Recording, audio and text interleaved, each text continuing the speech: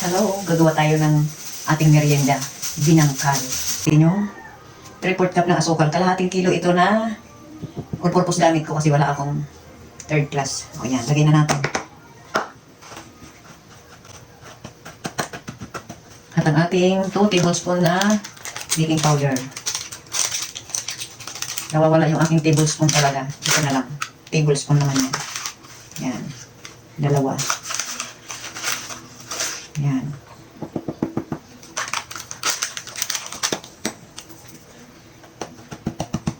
Tapos yung ating gamit ko ay huwag na. Basta milk powder. Huwag na natin sabihin yan. Kahit ano naman pwede nyo gamitin. Ayan, pwede nga skim milk ko. Halo mo lang yan dyan. Pag halu-haluin lang natin yan. Tapos, nasay na yung itlog ko dyan. Nawawala. Halu-haluin muna natin yung ating dry ingredients. Ayan. Ganun lang. Sama na natin yung asin. Ayan. Halu-haluin natin yan para ma-combine lahat. Combine.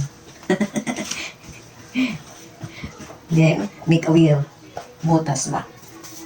Lagyan na natin yung ating egg. Isa lang ilalagay kong egg. Magtitipid ako. Puro kayo reels. Puro kayo reels. Gumawa tayo ng hanap buhay.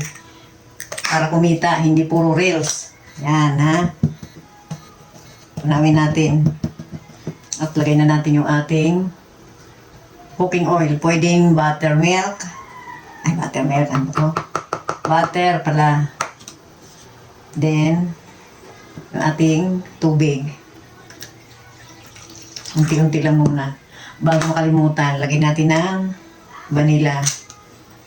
Alam mo naman si Mother laging salimot. Puro kayo reels, puro kayo reels. Hindi naman kayo nai-invite. O, gumawa kayo ng tinapay. May merienda pa kayo at pwede nyo pang pagkakitaan. O, di ba? Ganun lang mga langga. O, tapos video nyo, upload nyo. O, di ba pag kumita, sayang sinimot ko lang yung oil. Ayan. Saka natin tunawin yan dyan. Then, halo-halo. Kulang pa. Ayan. Kulang pa yun. Ngayon, gagamit ako ng siyempre, para kakamay na natin.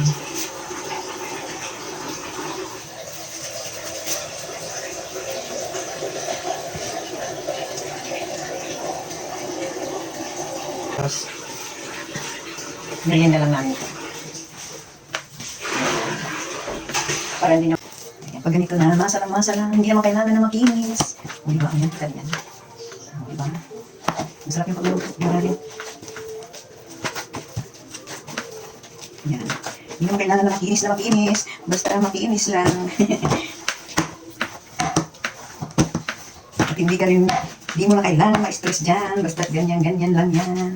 Muna natin yan mga 15 minutes. Takpan muna natin.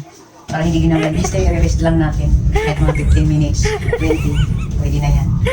Habang pagka-rest siya, handa natin yung ating sesame, tubig, sausawan. Diba?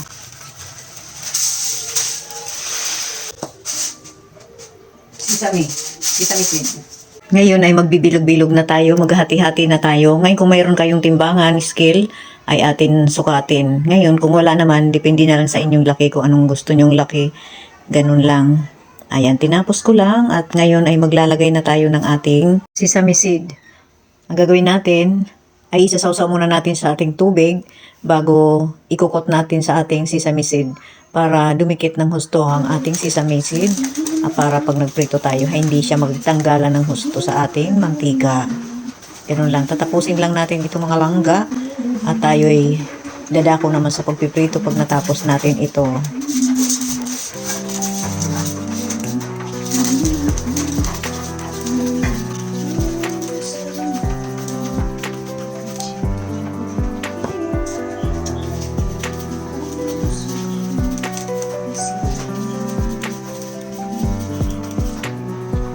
Ngayon ay tapos na tayo mag-coat ng ating sesame. Magpiprito na tayo. Ayan na. Tapos na. Ngayon magpiprito na tayo. Dito naglagay lang ako ng mantika. Mainit ng ating kawali. Medyo madami ang ating mantika ha, para lubog siya. Hindi naman kailangan masyadong lubog na lubog. O, ganyan lang. At maglagay na. Yan. Ayan, medium heat lang ang ating apoy para hindi naman nasusunog. Medyo ganyan lang, medyo gagalaw-galawin lang natin para hindi naman dumikit at masunog. Tulad na yan. Ayan, malapit na siya. Balibalik ta rin lang natin. Ginagawa natin ito para pantay ang kanyang pagkaluto, hindi sunog, pero hindi naman hilaw sa loob. Ayan na, jaran. Kainan na. Maraming salamat sa inyong panonood. Kita-kita kit sa susunod ko pang mga video at mga pinaggagawa sa kusina. Salamat sa aking mga followers at mga viewers dyan. Bye-bye mga langga!